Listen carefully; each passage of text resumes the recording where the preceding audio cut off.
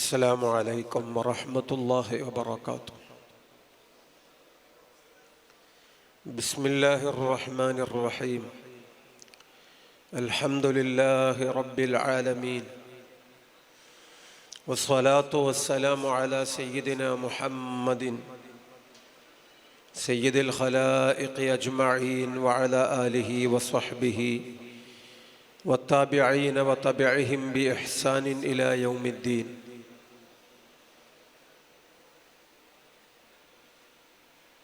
ബഹുവന്യരായ ഉസ്താദ് VPM ഫൈലി ഷെയ്ഖുന ഉൾപ്പെടെയുള്ള മഹാന്മാരായ ഉസ്താദുമാർ, സ്നേഹസമ്പന്നരായ പണ്ഡിത സഹോദരങ്ങൾ,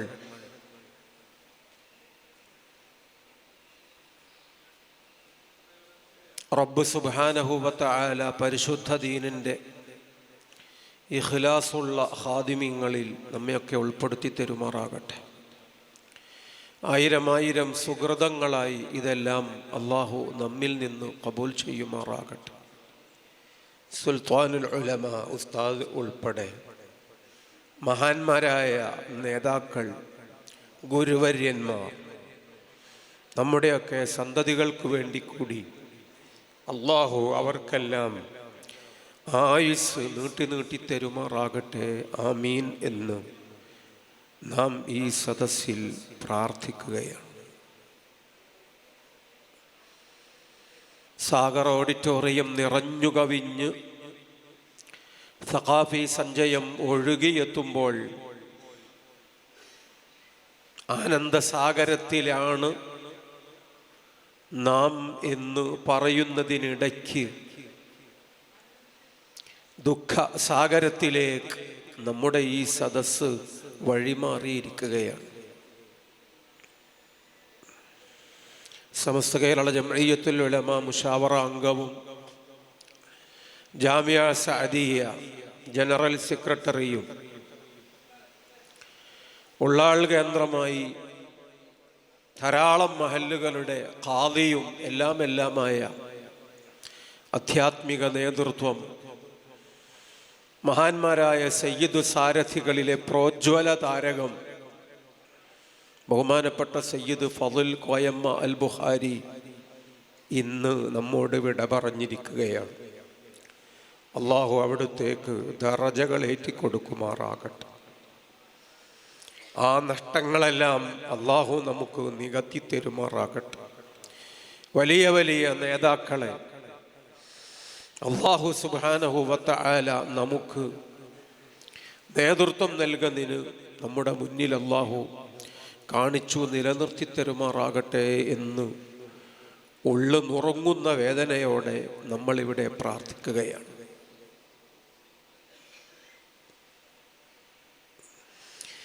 ഞാൻ ഈ സദസ്സിൽ കാണുന്നത് എന്നേക്കാൾ സീനിയറായ വലിയ സഖാഫികളെയാണ്.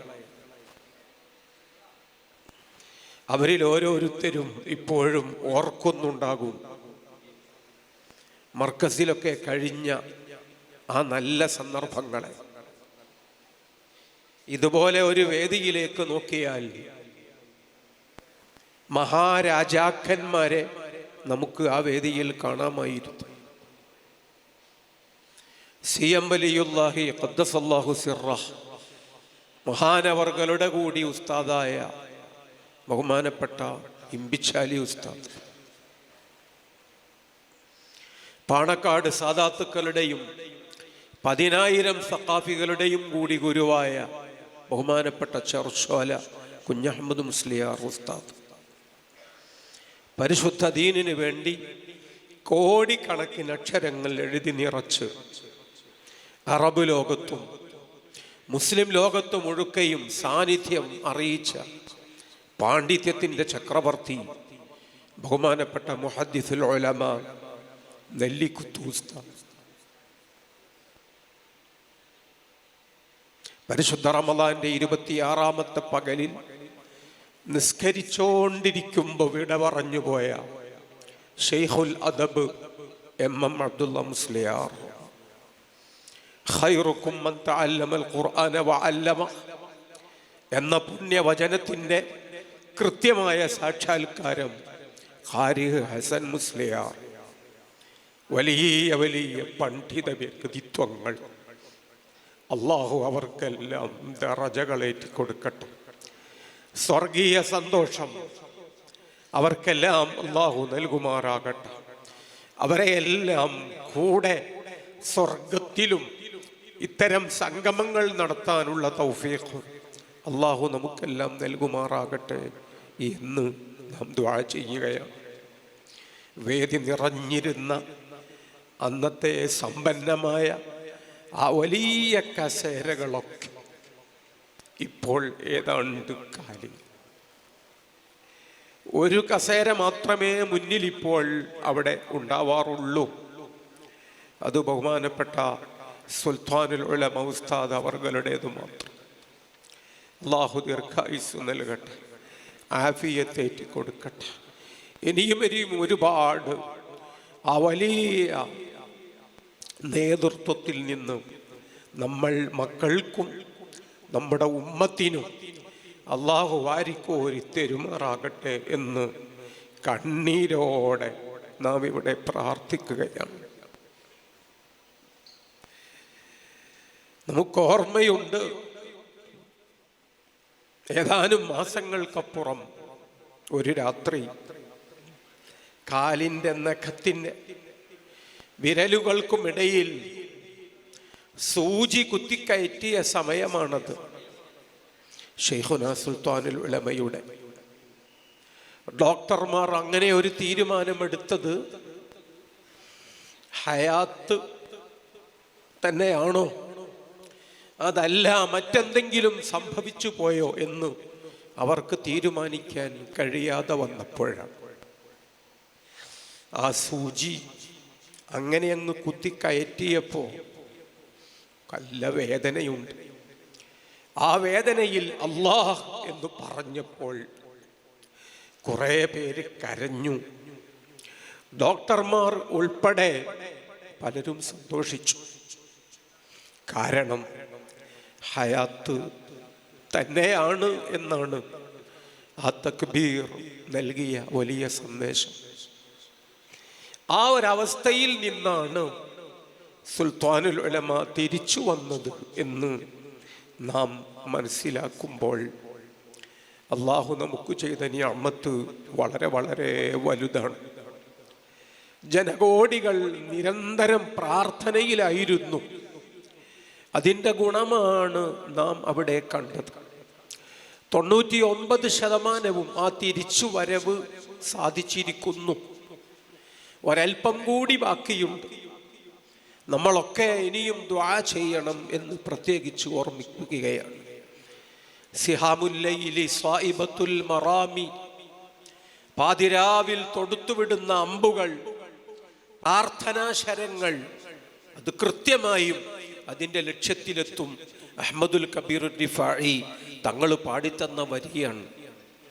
യാതൊരു പാപവും ചെയ്യാത്ത കുഞ്ഞുമക്കൾ ഉൾപ്പെടെ പാതിരാവിൽ പടച്ച തമ്പുരാനോട് പ്രണയപൂർവം സല്ലപിക്കുന്ന എത്രയോ സ്വാലിഹീങ്ങളും സ്വാലിഹാത്തുകളും നമ്മുടെ സമൂഹത്തിലുണ്ട്. നമ്മളും അവരും ഒക്കെ ഇനിയും ദുആ ചെയ്യണം. ബഹുമാനപ്പെട്ട ഉസ്താദ് അവർക്ക് വേണ്ടി മല പോലത്തെ ആലിമീങ്ങളെ നമ്മൾ പണ്ട് കണ്ടിട്ടുണ്ടായിരുന്നു. ഇനിയും അള്ളാഹു കാണിച്ചു തരട്ടെ. ഹിമാലയത്തേക്കാൾ പൊക്കമുള്ള വലിയ വലിയ ആത്മീയ വ്യക്തിത്വങ്ങളെ നമ്മൾ കണ്ടിട്ടുണ്ടായിരുന്നു. ഇനിയും അള്ളാഹു നമുക്ക് ആ നല്ല കാഴ്ചകൾ കാണിച്ചു തരുമാറാകട്ടെ. അഭയമില്ലാതെ ആശ്രയമില്ലാതെ ഈ വലിയ ജനസന്തതി ഇരുട്ടിൽ ഒരിക്കലും ആയി പോകാൻ പാടില്ല. അതുകൊണ്ട് നാം ഇന്ന് ചെയ്യുന്ന ഏറ്റവും വലിയ സൽക്കർമ്മമാണ് ഈ മഹത്തുക്കൾക്ക് വേണ്ടിയുള്ള പ്രാർത്ഥനകൾ എന്ന് നാം ഒരിക്കലും മറന്നു പോകരുത്. ആ പ്രാർത്ഥനകളെപ്പോലെ പ്രധാനമാണ് അവർക്കെല്ലാം മനസ്സിന് നമ്മൾ ആനന്ദം നൽകുക എന്നത്. ഞാൻ പറയുന്നു, ഈ സദസ്സ് ഉസ്താദ് കാണുമ്പോൾ ഉസ്താദ് അവർക്കൊരു 10 വയസ്സ് പ്രായത്തിൽ കുറഞ്ഞു വരും. ഒരു നൂറ്റാണ്ട് മുന്നോട്ട് പോകാനുള്ള ഊർജം ലഭിക്കും. ഇദ്ഖാലു സുറൂറി ഫീ ഖുലൂബിൽ മുഅ്മിനീൻ, ഏറ്റവും വലിയ സുഹൃതമായി പഠിപ്പിച്ചത് സയ്യിദുൽ വജൂദ് മുഹമ്മദുർ റസൂലുള്ളാഹി സ്വല്ലല്ലാഹു അലൈഹി വസല്ലം. ഉസ്താദ് ഒരു മുഅ്മിൻ മാത്രമാണോ? അനേക കോടികളുടെ മുമ്പിലുള്ള ഏക അവലംബമാണ്, കാലഘട്ടത്തിൻ്റെ വെളിച്ചമാണ്. ഉസ്താദ് അവർകൾ ഇന്ന് ഏതെല്ലാം വിശേഷണങ്ങൾ കൊണ്ട് വാഴ്ത്തപ്പെടേണ്ടതാണോ, നമ്മേക്കാളേറെ അപ്പുറത്തുള്ളവരും മറ്റും അതേക്കുറിച്ചൊക്കെ പറഞ്ഞുകൊണ്ടിരിക്കുന്ന സമയമാണ്. അല്ലാഹു സുബ്ഹാനഹു വ തആല വഫാത്തായി പോയ താജുൽ ഉലമയ്ക്ക്, നൂറുൽ ഉലമയ്ക്ക്, മറ്റു മഹാന്മാരായ നേതാക്കന്മാർക്ക്, ഇപ്പോൾ വിറ പറഞ്ഞ ഖുർറത്തു സാദാത്ത് ബഹുമാനപ്പെട്ട സയ്യിദ് ഫضൽ കോയമ്മ തങ്ങൾ ബുഖാരി, എല്ലാവർക്കുമൊപ്പം സ്വർഗലോകത്ത് നമ്മെ സ്നേഹിക്കുന്ന, നാം സ്നേഹിക്കുന്ന എല്ലാവർക്കും കൂടെ ഒരുമിച്ച് കൂടാൻ ഈ വലിയ മജ്ലിസിൻ്റെ നിറഞ്ഞ പ്രാർത്ഥനകൾ നമുക്ക് കാരണമാക്കി തരുമാറാകട്ടെ. ഞാൻ ഓർക്കുന്നു, തിരൂരങ്ങാടി ബാപ്പു മുസ്ലിയാർ അശ്ശാഇറുൽ മുഫ്ലഖ് മാദിഹുർ റസൂൽ കേരളത്തിൽ എന്നല്ല പരിസര പ്രദേശങ്ങളിൽ കഴിഞ്ഞ നൂറ്റാണ്ടിൽ ജീവിച്ച ഏറ്റവും വലിയ മഹാപണ്ഡിതന്മാരെ നമ്മൾ എണ്ണിയാൽ വിരലുകൾ എണ്ണി തീർക്കുന്നതിന് മുമ്പ് തിരൂരങ്ങാടി ബാപ്പു ഉസ്താദിന്റെ പേര് അതിൽ കടന്നു വരും. ഇവിടെ നാം മുൻനിരയിൽ കാണുന്ന കക്കിഞ്ച സൈനി ഉസ്താദ് അവിടുത്തെ ഒരു ചെറിയ ശിഷ്യനാണ്. സമസ്തയുടെ പഴയ മുഷാവറയിൽ ഉണ്ടായിരുന്ന മഹാപണ്ഡിതനായിരുന്ന വൈലത്തൂർ ബാവ ഉസ്താദ് അവിടുത്തെ ശിഷ്യനാണ്. ആത്മീയ ജ്യോതിർഗോളം മഹാനായ കുണ്ടൂർ ഉസ്താദ് ബഹുമാനപ്പെട്ട തിരൂരങ്ങാടി ബാപ്പു ഉസ്താദിന്റെ ശിഷ്യനാണ്. പല വേദികളിലും സോഷ്യൽ മീഡിയയിലും പലപ്പോഴും നമ്മൾ കാണാറുള്ള ജിഫ്രി തങ്ങൾ, അദ്ദേഹം ബാപ്പു ഉസ്താദിന്റെ ശിഷ്യനാണ്. മഹാനായ ബാപ്പു ഉസ്താദിന്റെ അന്തിമ നിമിഷങ്ങൾ, അവസാനത്തെ സമയം, അപ്പോഴാണ് കാഞ്ഞങ്ങാട് ഉസ്മാൻ സഖാഫി ബാപ്പു ഉസ്താദിനടുത്തേക്ക് വരുന്നത്. അദ്ദേഹത്തിന് അടുത്ത ദിവസം UAE പോകാനുള്ളത് കൊണ്ട് ബാപ്പു ഉസ്താദിൻ്റെ ആ സമയത്ത് കുറേ അവിടെ ചെലവഴിക്കാൻ ഇപ്പോൾ സാവകാശം ഇല്ല. ബാപ്പു ഉസ്താദ് പലപ്പോഴും അബോധാവസ്ഥയിലാണ്. അപൂർവം ചിലപ്പോൾ ഓർമ്മകളിലേക്ക് തിരിച്ചു വരുന്ന സന്ദർഭങ്ങളാണ്. സന്ദർശിക്കുന്നവരൊക്കെ കുറേയൊക്കെ സമയം കാത്തിരുന്നിട്ടാണ് പോകുന്നത്. ഖാദിമായ ഉസ്മാൻ സഖാഫിക്ക് സമയമില്ല, ഏറെക്കാലം ഖാദിമായിരുന്നു.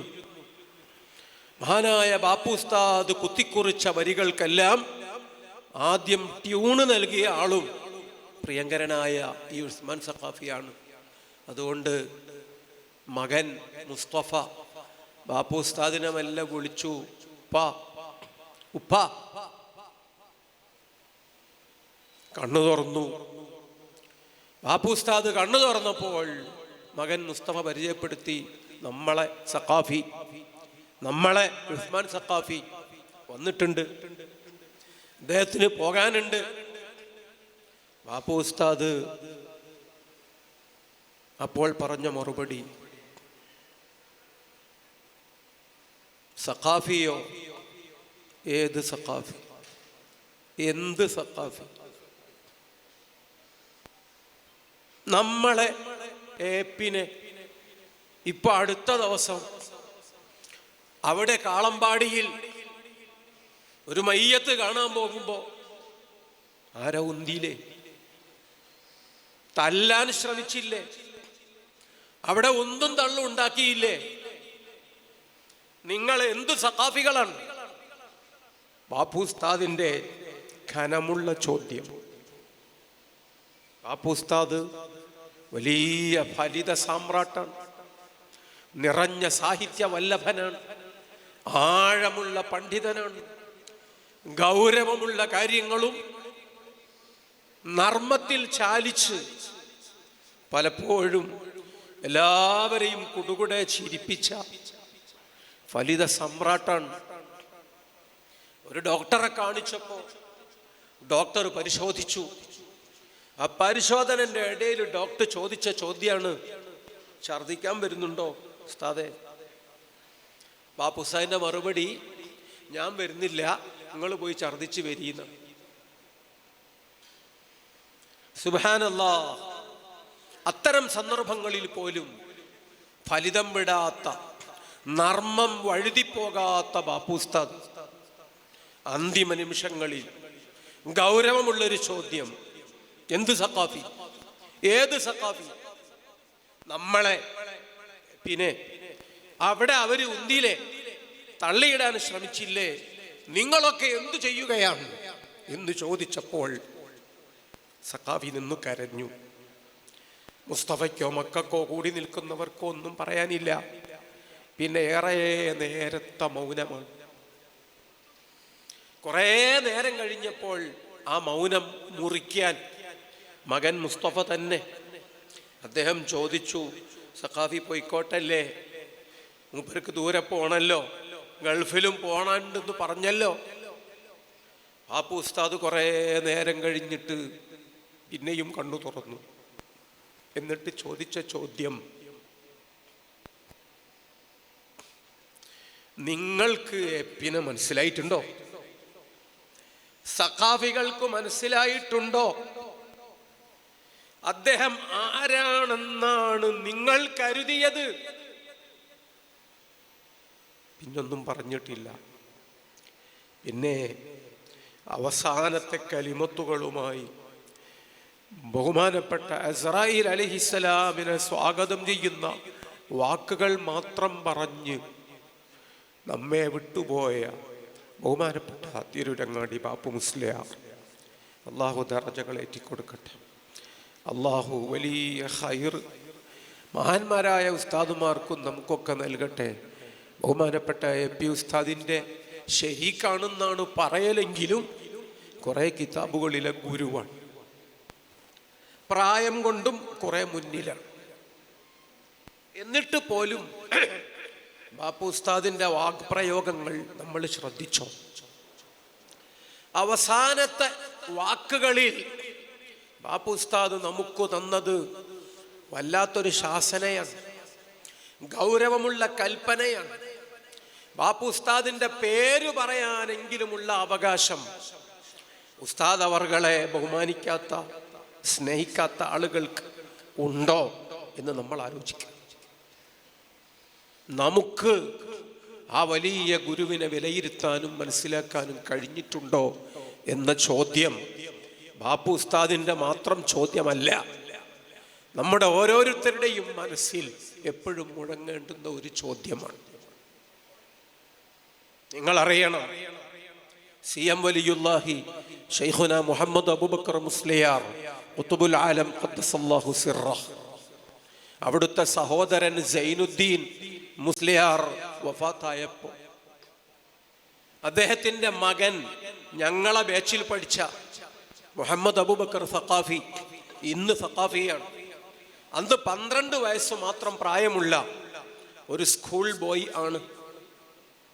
വാപ്പ മരിച്ചപ്പോ മുഹമ്മദ് അബൂബക്കർ കോഴിക്കോട്ട് ചെന്ന് മൂത്താപ്പയായ CM വലിയുല്ലാഹിയോട് പറഞ്ഞു, ഞങ്ങൾ യതീമുകളാണ്, എൻ്റെ വാപ്പ മരിച്ചുപോയി, വീട്ടിലാരുമില്ല, വല്യുമ്മ എന്നെ പറഞ്ഞയച്ചതാണ്, മൂത്താപ്പ വീട്ടിൽ വരണം, ഇന്നു മുതൽ വീട്ടിൽ താമസിക്കണം, വല്യമ്മ പറഞ്ഞു വിട്ടതാണ് എന്നെ, അതുകൊണ്ട് എൻ്റെ കൂടെ വരണം എന്ന് ബഹുമാനപ്പെട്ട CM അബൂബക്കർ മുസ്ലിയാരോട്, മഹാനായ ഖുതുബുൽ ആലമിനോട് അനുജന്റെ മകൻ മുഹമ്മദ് അബൂബക്കർ പറഞ്ഞപ്പോൾ CM വലിയുല്ലാഹി ആദ്യം ഒന്ന് ചിരിച്ചു. പിന്നെ പറഞ്ഞു, മോനെ, എങ്ങനെയാണ് ഞാൻ അങ്ങോട്ട് വരിക? എന്നെ കാണാൻ ആയിരക്കണക്കിന് ആളുകൾ ഇങ്ങോട്ട് വരും, അവർക്ക് മടവൂരിലേക്ക് വരാൻ പറ്റുമോ? അവര് വന്നേക്കും, നാട്ടുകാർക്ക് അവരെ ഉൾക്കൊള്ളാൻ കഴിയുമോ? നമ്മുടെ നാട്ടിലേക്കൊരു റോഡുണ്ടോ? വീട്ടിലേക്ക് നല്ലൊരു വഴിയുണ്ടോ? പിന്നെ എങ്ങനെയാണ് മോനെ ഞാൻ ആ ചിറ്റടി മീത്തലിലേക്ക് വരിക എന്ന് ചോദിച്ചപ്പോ മുഹമ്മദ് അബൂബക്കർ നേരത്തെ എന്തോ തീരുമാനിച്ചു വന്ന പോലെ തന്നെ മറുപടി പറഞ്ഞു, പെട്ടെന്ന് റോഡുണ്ടാക്കും, അതിന് മുതാബ സമ്മതം തന്നാൽ മതി എന്ന് പറഞ്ഞപ്പോ പറഞ്ഞു, എന്നാ പിന്നെ റോഡുണ്ടാക്ക്, ഞാൻ വരാം. JCB ഒന്നും ഇല്ലാത്ത കാലമാണ്. 35 കൊല്ലം മുമ്പാണ് CM വലിയുല്ലാഹി അനുമതി നൽകിയപ്പോൾ മുഹമ്മദ് അബൂബക്കർ വീട്ടിലേക്ക് റോഡ് ശരിയാക്കി. യുദ്ധകാലാടിസ്ഥാനത്തിൽ പണി തീർത്തു. 2 ആഴ്ച കൊണ്ട് എല്ലാം ക്ലിയറാക്കി. വീണ്ടും ഒരിക്കൽ കോഴിക്കോട്ടേക്ക് ചെന്നിട്ട് കഥ പറഞ്ഞപ്പോ മഹാനായ CM വലിയുല്ലാഹി പറഞ്ഞു, ഒന്ന് ചിരിച്ചോണ്ട്, ഞാൻ വരും, വരാനായിട്ടുണ്ട്, വരുമ്പോൾ അതിലേ വരും. അന്ന് വഫാത്തായി കാന്തപുര ഉസ്താദ് മർക്കസിൽ നിന്ന് കൊടുത്തുവിട്ട വാഹനം ഉസ്താദ് ഖാദിയായ കുന്നമംഗലം പള്ളിയിലെ മയ്യത്ത് കട്ടിയിൽ, അങ്ങനെ ആ വാഹനത്തിൽ ആ റോഡിലൂടെ വന്നതാണോ CM വലിയുല്ലാഹി നേരത്തെ പ്രവചിച്ചത്? ഞാൻ വരും, വരാനായി, വരുമ്പോ അതിലങ്ങനെ വന്നോളൂ. പിന്നെ പറഞ്ഞ വാക്ക്, Muhammad Abubakar is still alive, ഇപ്പോഴും അയാൾ ഹയാത്തിലുണ്ട്, ഞങ്ങളെ ബാച്ചാണ്. എത്രയോ ആളുകൾ അദ്ദേഹത്തിന്റെ ശുറക്കാ, പിന്നെയും ആ കുടുംബവുമായി ബന്ധപ്പെടുന്ന ആളുകൾ ഈ സദസ്സിലുണ്ട്. നമുക്കിപ്പോഴും ബന്ധപ്പെടാൻ കഴിയും. അദ്ദേഹത്തോട് ചോദിച്ചു നോക്കണം നമ്മൾ. അന്ന് ശൈഖുന ഖുതുബുൽ ആലം പറഞ്ഞ വാക്ക്, ഞാൻ റോഡുണ്ടാക്കാൻ പറഞ്ഞത് എനിക്ക് വരാനല്ല, നമ്മുടെ ഏപ്പിക്ക് എന്നും വരാനാണ്. നമ്മൾ മനസ്സിലാക്കണം, നാം സഖാഫികൾ ഉസ്താദുമാരെ ബഹുമാനിക്കുന്നു.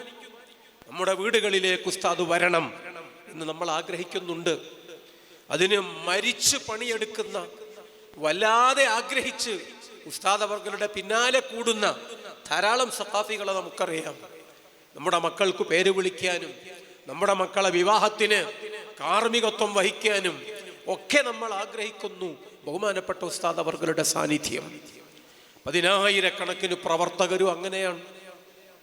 ആ പ്രവർത്തകരുടെ കൂടെ, ആ സാധു മുഹിബ്ബീങ്ങളെ കൂടെ നമ്മൾ മാത്രല്ല, മഹാനായ ശൈഖുന CM വലിയുല്ലാഹി അന്ന് പറഞ്ഞ വാക്ക്, എൻ്റെ വീട്ടിലേക്ക് റോഡുണ്ടാക്കാൻ ഞാൻ പറഞ്ഞത് എനിക്ക് വരാനല്ല, നമ്മുടെ ഏപ്പിക്ക് എന്നും എന്നും വരാനാണ്. 35 കൊല്ലം പിന്നിട്ടിരിക്കുന്നു. വർഷത്തിലൊരു 3 വട്ടമെങ്കിലും പല കാരണങ്ങളാൽ ഉസ്താദ് ആ വീട്ടിലൊക്കെ വരാറുണ്ട്. എത്ര ദീർഘദർശനമാണ് മുമ്പേ ബഹുമാനപ്പെട്ട ഖുതുബുൽ ആലം നടത്തിയത്. എത്ര കൃത്യമായാണ് ഇന്നും ആ വാക്കുകൾ പുലർന്ന് നമ്മൾ കാണുന്നത്. അവരെയൊക്കെ ഉള്ളിലുള്ള മഹബത്ത്, അന്ന് ഉസ്താദിന്റെ പ്രായം എത്ര കുറവാണ് എന്ന് നമ്മൾ ആലോചിക്കണം. ഇന്ന് ഉസ്താദ് താണ്ടിത്തീർന്ന ദൂരങ്ങളുടെ പകുതി പോലും അന്ന് കാന്തപുരം ഉസ്താദ് എത്തിയിട്ടില്ല എന്ന് നമ്മൾ ചിന്തിക്കണം.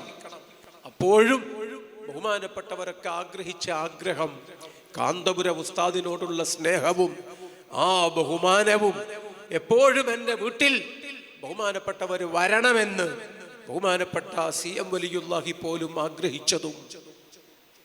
അള്ളാഹു അവിടുത്തേക്ക് ദീർഘായുസ്സ് നൽകുമാറാകട്ടെ.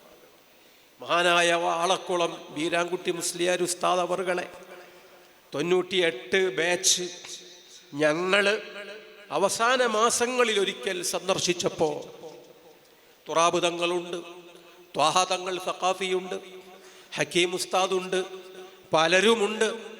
ആ കൂട്ടത്തിൽ ബഹുമാനപ്പെട്ട വാളക്കുളം ഉസ്താദിനെ സന്ദർശിച്ചപ്പോ വാളക്കുളം ഉസ്താദിനെ നമുക്കറിയാം, മക്കളില്ല. മക്കൾ നമ്മളാണ്. നമ്മുടെയൊക്കെ ദുആകളിൽ എപ്പോഴും ഉസ്താദ് ഉണ്ട്, ഉണ്ടാകും. അല്ലാഹു ദറജകൾ ഏറ്റിക്കൊടുക്കുമാറാകട്ടെ. വാളക്കുളം ഉസ്താദ് വീട്ടിലിരുന്നു കൊണ്ട് ഞങ്ങളോട് പറഞ്ഞു, ഇതിലെങ്ങനെ റോഡ് ഞാനിപ്പോ ശരിയാക്കി, 75,000 രൂപ ചെലവാക്കി റോഡ് വരുത്താൻ. എന്തിനാണ് എനിക്കിപ്പോ റോഡ് എന്ന് നിങ്ങളിൽ പലരും ചിന്തിക്കുന്നുണ്ടാകും. AP ഉസ്താദിനൊക്കെ ഈ വഴി വരേണ്ട ഒരു ദിവസം ഉണ്ടാകുമല്ലോ അന്ന് ഉസ്താദ് വരാൻ ബുദ്ധിമുട്ടരുതല്ലോ, മൂപ്പരെന്തായാലും വരും, എന്നെ കൊണ്ടൊരു ബുദ്ധിമുട്ട് മൂപ്പർക്ക് ഉണ്ടാകരുതല്ലോ. അതുകൊണ്ട് 75,000 രൂപ ചെലവാക്കി ഞാനിപ്പോൾ ഇങ്ങോട്ട് റോഡ് ശരിയാക്കി എന്ന് ബഹുമാനപ്പെട്ട വാളക്കുളം ഉസ്താദ് പറഞ്ഞൊരു ഘട്ടം ഈ സമയത്ത് ഓർത്തു പോവുകയാണ്. മുഷാവറ മെമ്പർമാർ അങ്ങനെ ചിന്തിക്കുന്നു, സാധു പ്രവർത്തകന്മാർ അങ്ങനെ ചിന്തിക്കുന്നു, സഖാഫി മക്കൾ പണ്ഡിതന്മാർ അങ്ങനെ ചിന്തിക്കുന്നു, അള്ളാഹുവിൻ്റെ ആരിഫീങ്ങളും ഔലിയാക്കളും അങ്ങനെ ചിന്തിക്കുന്നു എന്ന് നാം ഈ സമയത്ത് മനസ്സിലാക്കുന്നു. കാലഘട്ടത്തിന് അള്ളാഹു നൽകിയ വലിയ ഒരു വരദാനമാണ് ഈ വലിയ ഗുരു എന്നതാണ് നമുക്ക് ആ പ്രഖ്യാപനങ്ങളിലൂടെ വായിച്ചെടുക്കാനുള്ള സത്യം. CM വലിയുള്ളാനെ കാണാൻ പോയി കാന്തപുരം ഉസ്താദ്.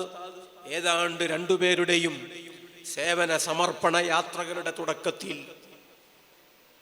ഉസ്താദ് അവർകൾ രാത്രി ഖുതുബുൽ ആലമിനോടൊപ്പം ചെലവിടുന്നൊരു രാത്രിയിൽ കാണുകയാണ്, നിരന്തരമായി നിസ്കരിച്ചു കൊണ്ടിരിക്കുകയാണ്. സുബ്ഹി നിസ്കാരം ഒടുവില് രാവിലെ കൂടെ നിർവഹിച്ച് ബഹുമാനപ്പെട്ട സുൽത്താനുൽ ഉലമ മെല്ലെ യാത്ര പറഞ്ഞു പോരാനൊരുങ്ങിയപ്പോ കെട്ടിപ്പിടിച്ചോണ്ട് പറഞ്ഞു, എനിക്കും ഇങ്ങനെ തഹജ്ജുദ് നിസ്കരിക്കണം, എനിക്കും നിങ്ങളെപ്പോലെ ആകണം, നിങ്ങളുടെ വഴിയിൽ എന്നെയും കൂടി ഒന്ന് കൂട്ടിത്തരുമോ? ബഹുമാനപ്പെട്ട ഖുതുബുൽ ആലം പറഞ്ഞു, പറ്റില്ല, നിങ്ങളെ വഴി വേറെയാണ്, എൻ്റെ വഴി വേറെയാണ്. നിങ്ങൾ മൂസ അലൈഹിസ്സലാമിൻ്റെ വഴിയിൽ, ഞാൻ ഖദർ അലൈഹിസ്സലാമിൻ്റെ വഴിയിൽ. ഏതാണ് അഫ്ളൽ എന്ന് ഇപ്പൊ പറയാനായിട്ടില്ല. നിങ്ങൾ 1000കണക്കിന് പള്ളികൾ ഉണ്ടാക്കണം, നിങ്ങൾ അറബി കോളേജുകൾ സ്ഥാപിക്കണം, നിങ്ങൾ യതീം ഖാനകൾ നടത്തണം, നിങ്ങൾ ലോകമെങ്ങും ചെന്ന് സുന്നി പറയണം, വാദപ്രതിവാദങ്ങൾ നടത്തണം, ദർസ് നടത്തണം, കിതാബുകൾ രചിക്കണം. സുബ്ഹാനല്ലാഹ്, കാന്തപുരം ഉസ്താദ് ഒരു അനാഥ ബാലനായിരുന്നു കേട്ടോ, സാമ്പത്തികം വട്ടപൂജ്യമായിരുന്നു കേട്ടോ, ഭൗതിക വിദ്യാഭ്യാസം അഭിമാനപൂർവ്വം മറ്റാരോടെങ്കിലും പറയാൻ മാത്രം ഉസ്താദ് നേടിയിട്ടുണ്ടായിരുന്നില്ല. പക്ഷേ അത്തരമൊരു വ്യക്തിയോടാണ് പറയുന്നത് 1000കണക്കിന് പള്ളികൾ ഉണ്ടാക്കാൻ. ശരീഅത്ത് കോളേജ് എന്ന് അന്ന് പേരില്ല, ആ പേര് ഉസ്താദ് പിന്നീട് സ്വന്തം മനസ്സിൽ രൂപപ്പെടുത്തി നമ്മുടെ സ്ഥാപനങ്ങൾക്ക് സമ്മാനിച്ചതാണ്. അന്ന് അറബി കോളേജുകളെ ഉള്ളൂ, യതീം ഖാനകൾ, സംവാദങ്ങൾ അന്ന് പറയാറില്ല, വാദപ്രതിവാദം എന്ന് പറയുന്ന കാലമാണ്. ആ കാലഘട്ടങ്ങളിൽ അന്ന് മഹാനവർകളെ ഏൽപ്പിച്ച വാക്കുകൾ ഇന്നിപ്പോൾ നമ്മൾ തിരിച്ചറിയുന്നു. ആ കോളങ്ങളെല്ലാം സുൽത്താനുൽ ഉലമ പൂർത്തിയാക്കി കഴിഞ്ഞിട്ട് ഏതാണ്ടൊരു 1/4 നൂറ്റാണ്ട് പിന്നെയും പിന്നിട്ടിരിക്കുന്നു.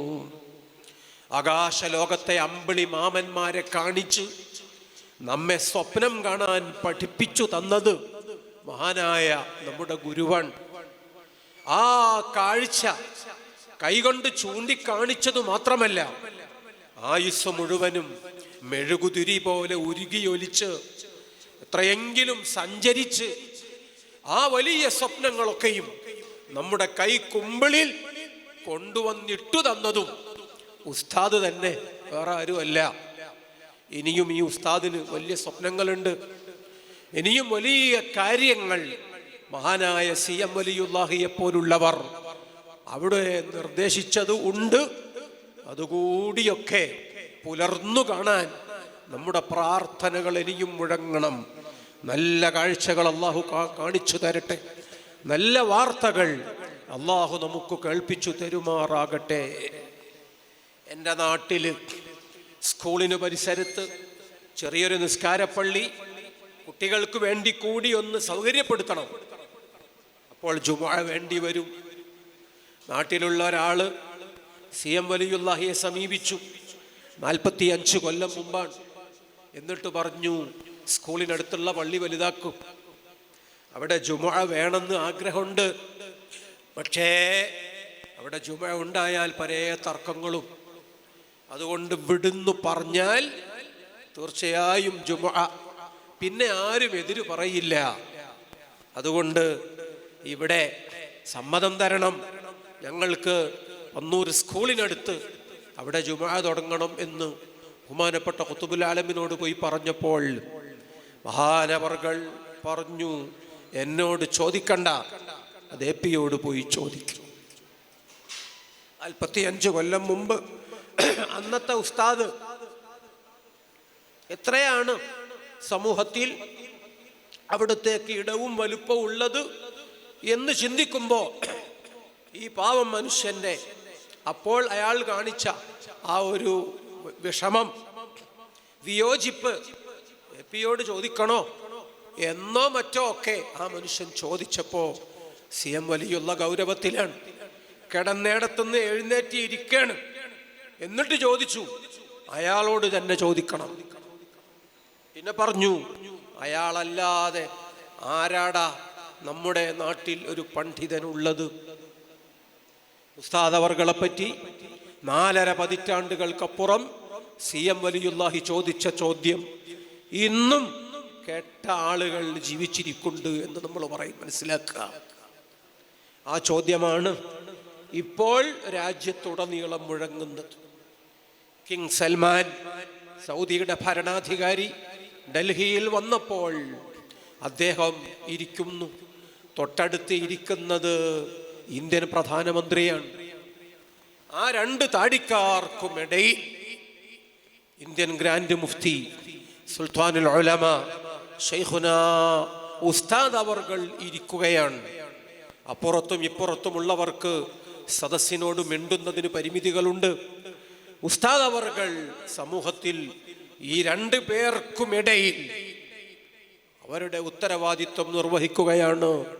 മാധ്യമങ്ങൾ അതുതന്നെ ഫോക്കസ് ചെയ്ത് ലോകം നിറഞ്ഞ കണ്ണുകളോടെ ആ കാഴ്ച കാണുകയായിരുന്നു. തങ്ങന്മാർക്ക് വേണ്ടി മാത്രം ഒരു രാജ്യം, അതാണ് ജോർദാൻ, ജംഹൂരിയത്ത് ഉർദുൻ അൽ ഹാഷിമിയ്യ. അവിടുത്തെ രാജാവ് കിങ് അബ്ദുള്ള ഡൽഹിയിൽ വന്നപ്പോൾ ഇതേ സംഭവം ആവർത്തിക്കപ്പെട്ടു. അവർ 2 പേരും ഘനഗാംഭീര്യത്തോടെ ഇരുന്നു.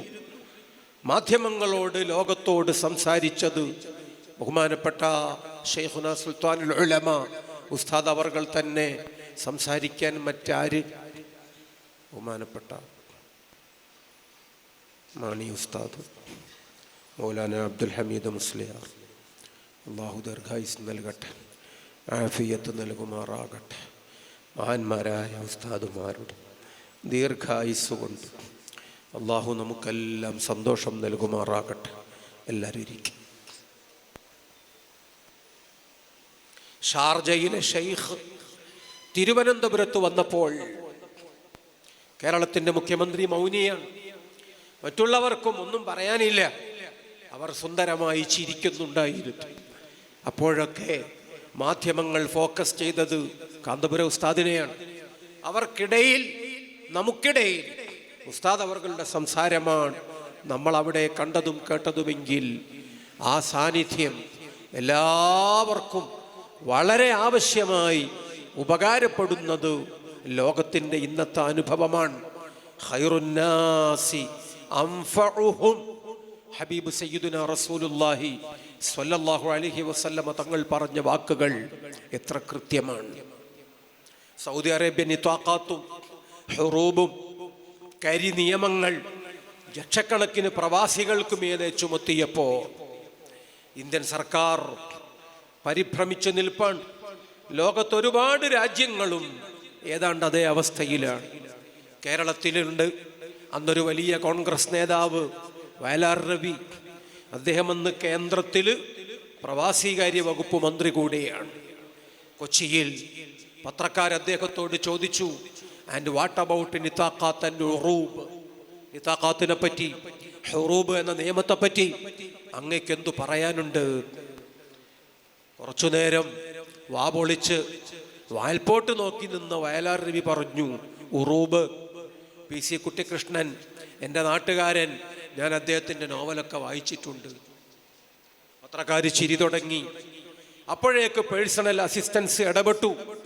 അവർ പറഞ്ഞു, ഉറൂബിനെ പറ്റിയല്ല ചോദിച്ചത്, ആലപ്പുഴയിലെ സാഹിത്യകാരനെ പറ്റിയല്ല അവർ ചോദിച്ചത് സൗദി പാസാക്കിയ ഭീകരൻ കരിനിയമങ്ങൾ, പ്രവാസികളുടെ കഞ്ഞിയിൽ കല്ല് വീഴുന്ന നിയമങ്ങളാണ് നിതാഖാത്തും ഉറൂബും. അപ്പോൾ പിന്നെ വയലാർ രവി പറഞ്ഞു, ഞാൻ 3 മാസം കഴിഞ്ഞ് ജിദ്ദയിലേക്ക് പോകാനിരിക്കുകയാണ്, അന്ന് അത് സംബന്ധമായി അധികൃതരുമായി ചർച്ച നടത്തും എന്ന് അദ്ദേഹം പറഞ്ഞപ്പോൾ അത്രയെങ്കിലും അദ്ദേഹത്തിന് പറയാൻ സാധിച്ചു. അപ്പൊ പത്രക്കാരവരോട് പറഞ്ഞു, നല്ലൊരു വാർത്ത വേറെയുണ്ടല്ലോ, കാന്തപുരം ഉസ്താദ് ഇന്നലെ സൗദി രാജാവുമായി കൂടിക്കാഴ്ച നടത്തിയിട്ടുണ്ടായിരുന്നു. ഈ നിയമങ്ങളിൽ ശരിയായ ഇളവുകൾ അനുവദിക്കപ്പെടുമെന്നും ആവശ്യമായ വകുപ്പുകൾ ചേർത്ത് വെച്ച് പ്രവാസി സൗഹൃദം ഉറപ്പുവരുത്തുമെന്നും അദ്ദേഹം സൗദി ഭരണാധികാരികളോട് ഉറപ്പ് വാങ്ങിയിട്ടുണ്ടായിരുന്നു. എന്തു പറഞ്ഞപ്പോ വയലാർ രവി വല്ലാത്തൊരു അപമാനത്തിൽ നിന്ന് രക്ഷപ്പെട്ടതാണ്. അദ്ദേഹത്തിന് പ്രതികരിക്കാൻ ഏതോ ഒരു കച്ചിത്തുരുമ്പെങ്കിലും കയ്യിൽ കിട്ടിയതാണ്. അപ്പൊ അയാൾ പറഞ്ഞു, അദ്ദേഹത്തെ പോലുള്ളവരാണ് നമ്മുടെ ഭരണകൂടത്തിന്റെ ഏറ്റവും പ്രധാനപ്പെട്ട ഒരു പിടിവള്ളി. അവരെ പോലെയുള്ളവരെ ഉപയോഗപ്പെടുത്തി നമ്മൾ ഈ വഴിക്ക് തീർച്ചയായും പരിശ്രമിക്കും. സുബ്ഹാനല്ലാഹ്. വയലാർ രവി കാശ്മീരിൽ പ്രസംഗിക്കുമ്പോൾ അദ്ദേഹം ഇന്ന് ഇന്ത്യയുടെ കേന്ദ്ര മന്ത്രിയാണ്, ആഭ്യന്തര വകുപ്പിന്റെ സഹമന്ത്രിയായിരുന്നു. അദ്ദേഹം പറഞ്ഞു, കാശ്മീരികളോട് എനിക്ക് അഭിമാനമുണ്ട് നിങ്ങളെ മുന്നിൽ നിൽക്കാൻ. എന്തുകൊണ്ടെന്നാൽ എൻ്റെ നാട്ടിൽ പഠിക്കുന്നുണ്ട് 100-300 മക്കൾ ഈ നാട്ടിൽ നിന്ന്.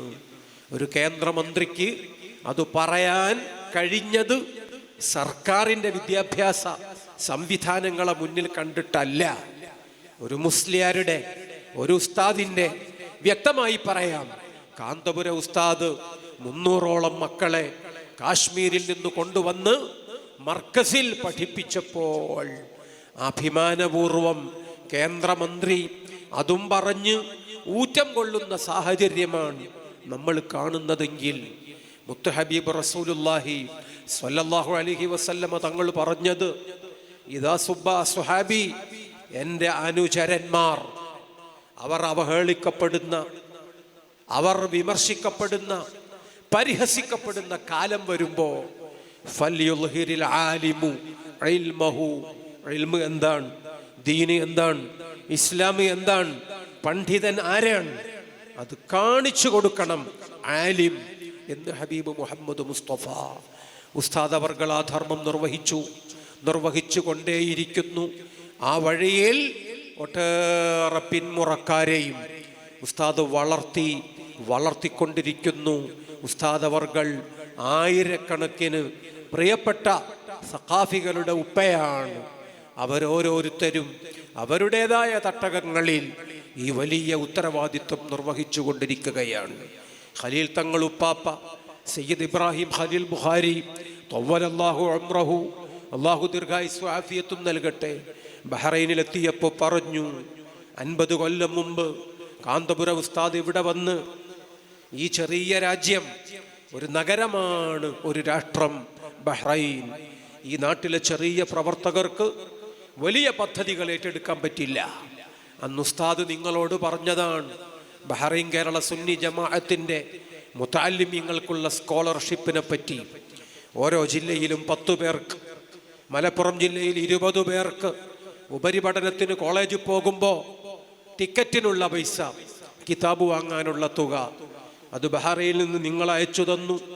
AP ഉസ്താദ് നിങ്ങളെ കൊണ്ടത് ചെയ്യിച്ചു. അന്നത്തെ ആ പണം കിട്ടിയില്ലായിരുന്നെങ്കിൽ ഞാൻ വെല്ലൂരിൽ പോകുമായിരുന്നില്ല. കാന്തപുരം ഉസ്താദിന്റെ പ്രവർത്തനങ്ങൾ തന്നെയാണ് പിന്നീട് ഈ ഉമ്മത്തിന് എല്ലായിടത്തും തണലായി, അഭയമായി വന്നത് എന്ന് സയ്യിദ് ഇബ്രാഹിം ഖലീൽ ബുഖാരി തങ്ങൾ സ്വന്താനുഭവത്തിലൂടെ ചങ്ക് തുറന്നു വെച്ച് ബഹ്റൈൻ ജനതയോട് പറഞ്ഞപ്പോ ആ സദസ്സ് തക്ബീർ ചൊല്ലിയെങ്കിൽ കുറ്റ്യാടി 10-30 മഹല്ലുകൾ സുന്നി കേൾക്കാത്ത കാലം, കുറ്റ്യാടിയിലെ ജമാഅത്തുകാരൻ തട്ടിയെടുത്ത നൂറ്റാണ്ടുകൾ പഴക്കമുള്ള പഴയ പള്ളിയിൽ ജമാഅത്തുകാരൻ്റെ ജമാഅത്തിൽ പങ്കെടുക്കാതെ മാറി നിന്ന ഒരു സുന്നി പ്രവർത്തകന്റെ നിസ്കാരം. ഒരു ഗുണ്ട വന്ന് ആ സാധു സുന്നി പ്രവർത്തകനെ രണ്ടു കൈയും കൂട്ടിപ്പിടിച്ച് പൊക്കിയെടുത്ത് റോഡിൽ കൊണ്ടുവന്ന് നിർത്തിയ ഘട്ടം. അയാൾ അന്ന് കുറ്റ്യാടിയിലെ ഒരു കടയിലെ സെയിൽസ്മാനാണ്, അണ്ടോണ സ്വദേശിയാണ്. അദ്ദേഹത്തിൻ്റെ ഉള്ളിൽ അതിൻ്റെ വിഷമം ഇപ്പോഴും കത്തിപ്പടരുകയാണ്. രണ്ടു മക്കള് സഖാഫികളാണ്, പെൺമക്കളെ കെട്ടിച്ചു കൊടുത്തതും സഖാഫികൾക്കാണ്. അണ്ടോണക്കാരൻ മുഹമ്മദ് ഹാജി ദുബൈയിൽ വർക്ക് ചെയ്യുന്നു. അയാൾ പറഞ്ഞു, അന്നൊരു കടയിലെ സെയിൽസ്മാൻ, ഞാൻ ഒറ്റക്ക് നിസ്കരിച്ചതിന് കുറ്റ്യാടിയിൽ എനിക്ക് കിട്ടിയ പ്രാകൃതമായ ശിക്ഷ. ആ കുറ്റ്യാടിയിലും പരിസരത്തും ആരാണ് സുന്നി വളർത്തിയത്? ഇന്ന് ആ പരിസരത്തിൻ്റെ അവസ്ഥ എത്രമേൽ സന്തോഷകരമാണ്. പേരോട് ഉസ്താദിൻ്റെ സ്ഥാപനങ്ങൾ, ആ സ്ഥാപനങ്ങൾക്കൊരു കാമ്പൗണ്ട് വാള് ഇന്ന് പണി കഴിപ്പിക്കണമെങ്കിൽ 5 താലൂക്കുകൾ ഒന്നാകെ ചുറ്റി വളഞ്ഞു കെട്ടേണ്ടി വരും. 100-ലേറെ വാഹനങ്ങൾ സുന്നി വിദ്യാഭ്യാസ ബോർഡിൻ്റെ പാഠപുസ്തകങ്ങൾ പഠിപ്പിക്കപ്പെടുന്ന മദ്രസകളിലേക്ക് കുഞ്ഞുങ്ങളെ എടുക്കാൻ വേണ്ടി അങ്ങും ഇങ്ങും തലങ്ങും ഓടിക്കൊണ്ടിരിക്കുകയാണ്. എല്ലായിടത്തും പള്ളികളായി, മദ്രസകളായി, സ്ഥാപനങ്ങളായി. പേരോട് ഉസ്താദിനോട് നമ്മൾ ചോദിക്കുക, ആ നാട്ടിലെ ജനങ്ങളോട് ചോദിക്കുക, എങ്ങനെയാണ് ഇവിടെ സുന്നി ഉണ്ടായത്? നിങ്ങൾക്ക് പ്രവർത്തിക്കാൻ കഴിഞ്ഞത്? വല്ലാതെയൊന്നും വൈകിയിട്ടില്ല. ഇന്നലകളിലെ കഥ അവരോരോരുത്തരും നമ്മളോടെടുത്തു പറയും. എ പി ഉസ്താദിൻ്റെ ഒരു വഅദ് വെച്ചു. ആ വഅദ് ഗംഭീരമായി നടക്കുന്നു. ചോദ്യങ്ങൾക്ക് നേരം പുലരുവോളം ഞാൻ മറുപടി പറയും. അന്ന് ഉസ്താദിൻ്റെ ആവേശമുള്ള പ്രഖ്യാപനങ്ങൾ. നേരം പുലർന്നാൽ സമയമുണ്ടെങ്കിൽ ഞാൻ ഇനിയും പറയും എന്നൊക്കെ പറഞ്ഞുകൊണ്ടിരിക്കുന്നു. അന്നത്തെ ഒരു വിഷയം ഔലിയാക്കളും കറാമത്തും. സുന്ദരമായി വിഷയം അവതരിപ്പിച്ച് കാന്തപുരം ഉസ്താദ് സംസാരിച്ചുകൊണ്ടിരിക്കുമ്പോൾ മഴ പെയ്യുകയാണ്. ഉസ്താദ് അവർകൾ പറഞ്ഞു, അല്ലാഹുവേ, ഞങ്ങൾ ദീനിൻ്റെ മഹത്വം പറയാൻ ഒരുമിച്ച് കൂടിയതാണ്, ഔലിയാക്കളുടെ മഹത്വം പറയാൻ ഒരുമിച്ച് കൂടിയതാണ്, വേറെ ലക്ഷ്യങ്ങളില്ല. ഇന്നിവിടെ മഴ പെയ്ത പറ്റില്ല, ഈ മഴ നീ പിൻവലിക്കണം. അല്ലാഹുമ്മ ഹവാലൈന ലാ അലൈന എന്ന് ഉസ്താദ് അവർകൾ പ്രാർത്ഥിച്ചു. ഉസ്താദ് അവർകൾ അന്ന് നടത്തിയ പദപ്രയോഗം ഓർമ്മയിൽ നിന്നെടുത്ത് പേരോട് ഉസ്താദ് ഇപ്പോഴും പറയും. അന്ന് ഉസ്താദ് പറഞ്ഞ വാക്ക് മുഹയ്യിദ്ദീൻ ശൈഖിന്റെ കറാമത്ത് ബർക്കത്ത് കൊണ്ട്, അല്ലാഹുവേ, ഞങ്ങൾക്ക് മഴ തൽക്കാലം ഒന്ന് മാറ്റിത്തരണമേ. പേരോട് ഉസ്താദ് മർക്കസിലെ മുതഅല്ലിമായിട്ടില്ല അന്ന്, സഖാഫി ആകുമെന്ന് കരുതിയിട്ട് പോലുമില്ല അന്ന്. സദസ്സിൻ്റെ ഒരു മൂലയിൽ ഒരു ചെറിയ മുതഅല്ലിമ, കയ്യിലൊരു കടലാസും പേന പോലെ എന്തോ ഒന്നും. അതാണ് അന്നത്തെ പേരോട് ഉസ്താദ്. ഉസ്താദ് അവരുടെ ദുആഇന്റെ വചനങ്ങൾ കേട്ടപ്പോൾ പേരോട് ഉസ്താദിന്റെ ഉള്ളു കാളി. ഇനിയും മഴ പെയ്താൽ അത് അള്ളാഹുവിൻ്റെ ഖളാ ആണെന്ന് കരുതി നമുക്ക് സമാധാനിക്കാമെങ്കിലും ശത്രുക്കൾ ഒരിക്കലും അങ്ങനെ കരുതുകയില്ല. ഔലിയാക്കളെ കറാമത്തുകൊണ്ട്, മുഹയ്യിദ്ദീൻ ശൈഖിന്റെ കറാമത്തുകൊണ്ട് മഴ പെയ്യരുത് എന്നൊക്കെ ഉസ്താദ് പറഞ്ഞു കഴിഞ്ഞില്ലേ? അപ്പൊ പിന്നെ ഇനി മഴ പെയ്താൽ ഇതുവരെ വിഷയം അവതരിപ്പിച്ചതും പാളിപ്പോകുമല്ലോ, അതും വിഫലമായി പോകുമല്ലോ പടച്ചോനെ എന്ന പേടിയാണ് നമ്മുടെ ഉള്ളിൽ. അത്ഭുതകരം എന്ന് പറയണം, അതിശയകരമെന്ന് പറയണം. അന്ന് മഴ പെട്ടെന്ന് സ്വിച്ചിട്ട പോലെ അങ്ങ് നിൽക്കുകയും പിന്നീട് അറിഞ്ഞു പരിസര പ്രദേശങ്ങളിലൊക്കെ തുള്ളിക്കൊരു കുടം പേമാരി തിമർത്തു പെയ്തിട്ടുണ്ടായിരുന്നു. അവിടെ മാത്രം മഴ വന്നില്ല. സദസ്സിന് ആവേശമാണ്, സന്തോഷമായി. ആ സംശയത്തോടെ അപ്പുറത്തും ഇപ്പുറത്തുള്ള ആളുകൾ, അവർക്ക് ജമാഅത്ത് വരട്ടു സാഹിത്യങ്ങളും അടുത്തിട്ടുണ്ട്, അവർക്ക് എന്തൊക്കെയോ ആത്മീയതയ്ക്ക് വേണ്ടി ദാഹിക്കുന്നുണ്ട്. സദസ്സ് കൂടിക്കൂടി വന്നു, ആളുകളെമ്പാടും വന്നു, ചോദ്യങ്ങളും വന്നു. ആ ചോദ്യങ്ങൾക്കെല്ലാം നിന്ന നിൽപ്പിൽ കാന്തപുരം ഉസ്താദും മറുപടി പറയുന്നത് ഒരു ചെറിയ മുതഅല്ലിമിന്റെ വിടർന്ന കണ്ണുകളിൽ പരമാനന്ദത്തോടെ പേരോട് ഉസ്താദ് പറയുന്നു, ഞാൻ നോക്കി നിന്നു, ഞാൻ ആഗ്രഹിച്ചു, ഞാൻ ആ വഴി തന്നെ സ്വീകരിക്കും, എനിക്കും അങ്ങനെ ഒരാളാകണം. അപ്പോഴാണ് ചോദ്യങ്ങൾ വല്ലാതെ കൂടി വന്നപ്പോൾ കാന്തപുരം ഉസ്താദ് ഒരു ഉപാധി വെച്ചു. ഇനി ആ ചോദ്യം ചോദിക്കുന്ന ആളുകൾ പേരും വാപ്പാന്റെ പേരൊക്കെ ഒന്ന് പറഞ്ഞ് അതൊന്ന് എഴുതിത്തരണം, നമുക്ക് ആരാണ് ചോദിക്കണമെന്നറിയാലോ. ഇത് പറഞ്ഞു ഉസ്താദ് ചോദ്യങ്ങളുടെ മറുപടിയിലേക്ക് തന്നെ കടന്നു. പിന്നെ വന്നൊരു ചോദ്യം എല്ലാവരെയും ചിരിപ്പിക്കുന്ന ചിന്തിപ്പിക്കുന്ന ചോദ്യമാണ്.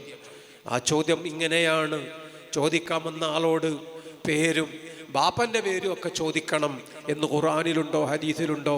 അതിന് തെളിവുണ്ടോ? സുബ്ഹാനല്ലാഹ്. എ.പി. ഉസ്താദ് ഒരു ചിരി ചിരിച്ചിട്ടുണ്ട്.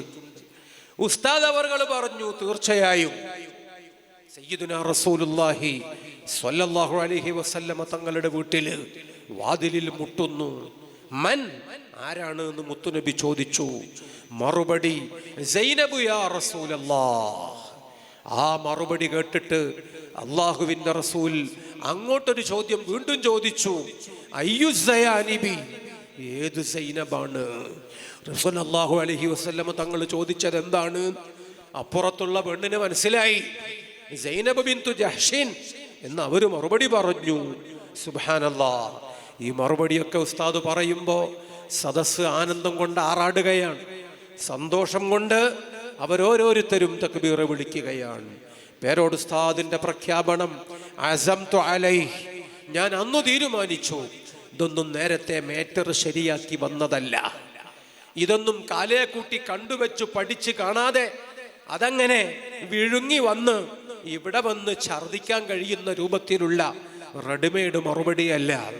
ഇത് അകക്കാമ്പിൽ നിന്ന്, ആന്തരിക വെളിച്ചത്തിൽ നിന്ന്, നിറഞ്ഞ പാണ്ഡിത്യത്തിൽ നിന്ന് അള്ളാഹു നൽകുന്ന മൗഹിബാത്ത് ഇലാഹിയ അത് തന്നെയാണ്. അതുകൊണ്ട് ഞാൻ തീരുമാനമെടുക്കുന്നു, ഞാൻ ചോദ്യങ്ങൾക്ക് മറുപടി പറയും, മുഴുവൻ ചോദ്യങ്ങൾക്കും മറുപടി പറയും.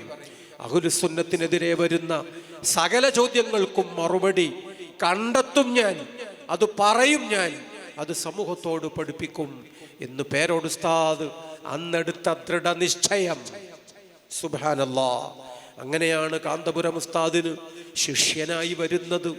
ഉസ്താദ് ബിരുദം നൽകുമ്പോൾ പറഞ്ഞ ഉപദേശം, നിങ്ങൾ വഅദ് പറയുന്നയാളാണ്, നിങ്ങൾക്കതിന് സമ്മാനവും ഹദിയ്യകളും ലഭിച്ചേക്കും. ആ ഹദിയ്യകൾ ഒരിക്കലും എണ്ണി നോക്കരുത്. നിങ്ങളോടത് ഉപദേശിക്കാൻ എനിക്ക് അർഹതയുണ്ടാകണമെങ്കിൽ ഞാനത് എണ്ണി നോക്കുന്ന ആളാകരുത്. ഞാൻ ഇന്നുവരെ നോക്കിയിട്ടില്ല, നിങ്ങളും നോക്കരുത്. സുബ്ഹാനല്ലാഹ്. 40 കൊല്ലത്തോളമായി ബഹുമാനപ്പെട്ട പേരോട് ഉസ്താദ് ഒരിക്കലും ശമ്പളം വാങ്ങിയിട്ടില്ലെന്ന് നമ്മൾ അറിയണം. ഇങ്ങനെ കിട്ടുന്ന ഹദിയകൾ എണ്ണി നോക്കിയിട്ടില്ലെന്ന് നമ്മൾ അറിയണം. ബഹുമാനപ്പെട്ടവർ തന്നെയാണ് സംഘാടകൻ, ബഹുമാനപ്പെട്ടവർ തന്നെയാണ് മൈക്കിന്റെ സദസ്സിന്റെ മുഴുവൻ ചെലവുകളും വഹിക്കുന്നത്. ആ രൂപത്തിൽ എത്ര പ്രഭാഷണങ്ങൾ, എത്ര വേണ്ട പ്രഭാഷണങ്ങൾ, ഒരു ദിവസം 5ഉം 6ഉം പ്രസംഗങ്ങൾ. ആ പ്രസംഗങ്ങൾ 4 പതിറ്റാണ്ട് പിന്നിട്ടിരിക്കുന്നു.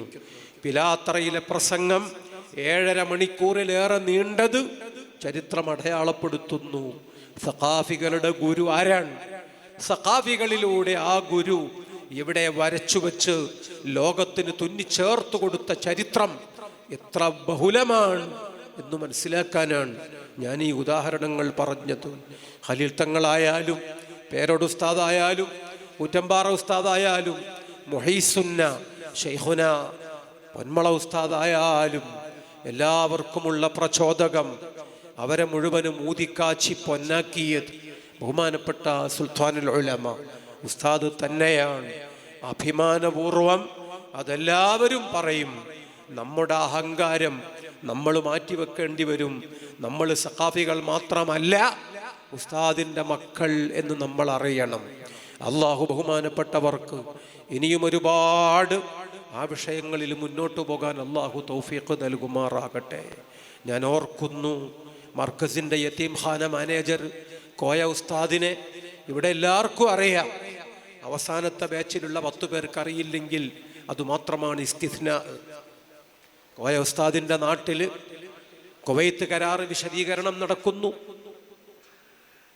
തുറാബ് തങ്ങളന്ന് മർക്കസിലില്ല, ത്വാഹ തങ്ങൾ, വിനീതന, ഞാനും ഒക്കെ ചെറിയ ക്ലാസ്സുകളിൽ പഠിക്കുന്ന സമയമാണ്. കോയ ഉസ്താദിൻ്റെ ഉപ്പ ഇസ്മായിൽ കുട്ടി ഹാജിയുടെ പറമ്പിലാണ് പരിപാടി. ഒരു കല്ല് വന്ന് കാന്തപുര ഉസ്താദിന്റെ നെഞ്ചിലേക്ക് ഇല്ല, അത് പേനയിൽ തട്ടിത്തെറിച്ച് ശബ്ദത്തോടെ ആ സദസ്സിൽ ആ മുഴങ്ങിക്കേട്ടപ്പോൾ പരിപാടി തൽക്കാലം പാതി വഴിയിൽ അവസാനിക്കുകയാണ്. ആ പരിപാടി പിരിച്ചുവിട്ടത് ഞാൻ ഓർക്കുന്നു.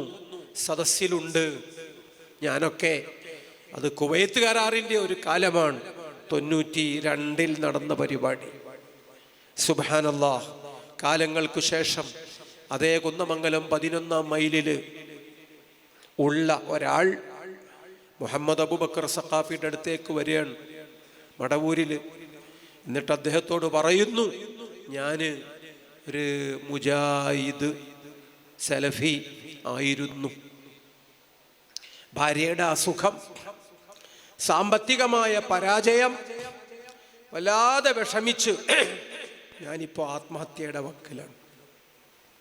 അവസാനത്തെ ഒരു പരിശ്രമം എന്നോട് ചിലര് പറഞ്ഞതാണ് നിങ്ങളെ വന്നു കാണാൻ. നിങ്ങളെ വന്ന് കണ്ടാൽ പരിഹാരം ഉണ്ടാവും, അതിന് വന്നതാണ്. ബഹുമാനപ്പെട്ടവർ പറഞ്ഞു, മുഹമ്മദ് അബൂബക്കർ സഖാഫി പറഞ്ഞു, എന്നെ വന്ന് കണ്ടിട്ട് എന്താ, എനിക്ക് ആകെ ഇവിടെയുള്ള ഒരു കാര്യം, മുത്താപ്പ സിയം വലിയുള്ളാന്റെ ഹളറത്തിൽ വെള്ളിയാഴ്ച രാവിലെ ഒരു ഖുതുബിയത്ത് ഇവിടെ നടക്കാറുണ്ട്. ആ മജ്ലിസിൽ നിങ്ങൾ വന്നാൽ എന്നെ കാണാൻ വരുന്ന ആളുകൾ അങ്ങനെ ആ മജ്ലിസിൽ സംബന്ധിക്കുന്ന പതിവാണ്. അവർക്ക് കാര്യങ്ങൾ നിറവേറി കിട്ടാറുണ്ട്.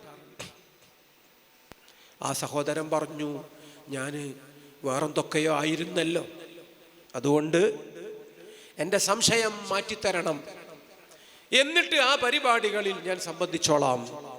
അദ്ദേഹത്തോട് സംസാരിച്ചു. ഇപ്പോൾ തഅന്നുത്തിൻ്റെ ഇനാദിൻ്റെ ഒന്നും സബീല് അല്ലാത്തത് കൊണ്ട് അയാൾ കുറച്ചെന്തൊക്കെയോ മനസ്സിലാക്കി കാണും. ഖുതുബിയത്തിൻ്റെ മജ്ലിസിനെ അയാൾ സംബന്ധിക്കാൻ തുടങ്ങി. അദ്ദേഹത്തിൻ്റെ പ്രശ്നങ്ങൾക്ക് പരിഹാരവും കുറച്ചൊക്കെ അൽഹംദുലില്ലാഹ് സുബ്ഹാനല്ലാഹ്. പിന്നൊരു ദിവസം അദ്ദേഹം വന്നുകൊണ്ട് പറഞ്ഞു, വലിയൊരു സന്തോഷം പറയാനുണ്ട്, അതോടൊപ്പം വലിയ ഒരു സങ്കടവും പുതുതായി കിട്ടിയിട്ടുണ്ട്. ബഹുമാനപ്പെട്ട മടവൂർ സഖാഫി ചോദിച്ചു, എന്താ സംഭവം?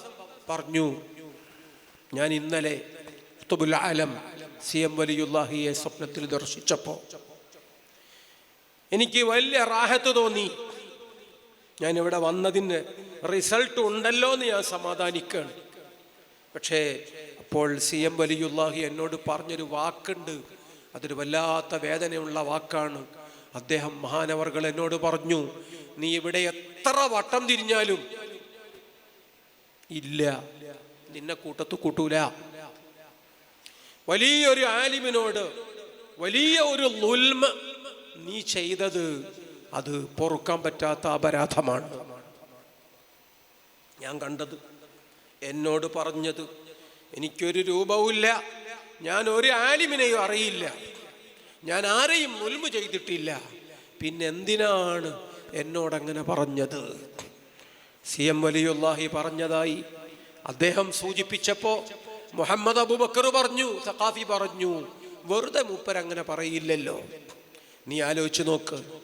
അദ്ദേഹം പറഞ്ഞു, ഒരു ആലിമിനെ ഇക്കാലം അത്രയും ഞാൻ പരിചയപ്പെട്ട് അടുത്തുകൂടിയിട്ടില്ല, ഒരാളോടും അങ്ങനെ ഒരു ബന്ധം എനിക്കില്ല, എനിക്കാകെയുള്ള ബന്ധം നിങ്ങളോടാണ്, നമ്മൾ തമ്മിൽ തെറ്റിയിട്ടുമില്ല, പിന്നെന്താ ഈ പറയണത്?